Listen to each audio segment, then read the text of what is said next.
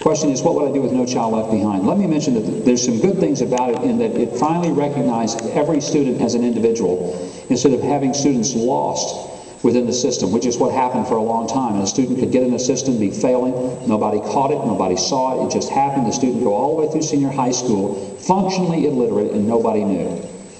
And that's a disservice to the taxpayers and most of all to the student.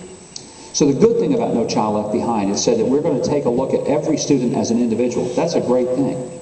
Now the downside was that in doing that, we didn't make allowances for what happens if in a school you have a disproportionate number of students who might be under the Individuals with Disabilities in Education Act, IDEA, or those who would be under ESL, English as Second Language, or some other factor that might skew their capacity for test results.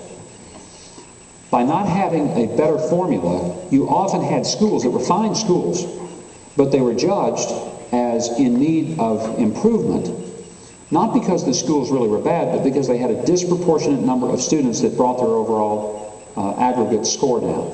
So the law needs to be tweaked. It needs to be improved, but it doesn't need to be completely thrown away, because I don't want to go back to the days when we didn't care about kids as individuals, and we just threw them in this big pot and hoped they did okay, but never knew.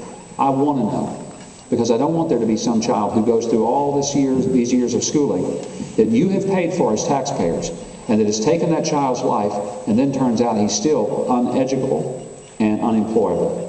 That would never be a good thing to do. So that's why education is important. Let me mention something we've got to do in education. You saw me play music.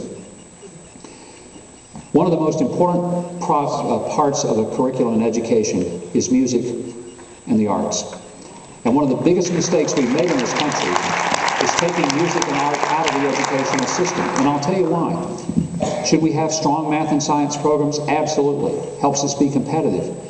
But if we really want to improve math scores, don't cut music, add it. Here's why. Music students do 10 points better on SAT scores than non-music students. Art and music students are better learners. And the reason is simple. They're using both sides of the brain. They're using the logical side, the left, they're using the creative side of the right. And if you only use one side of your brain, you're not getting an education, you're just having a data download. A real education stimulates your curiosity.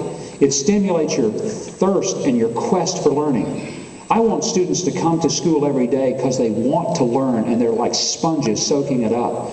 And that doesn't happen if a student comes, he's not because he's bored, he's not dumb, he's bored and he quits. And 6,000 kids every day quit school. 6,000 a day in America. And we can change that by unleashing weapons of mass instruction. Music and the arts. I'm going to take one final question. Yes, sir, right here.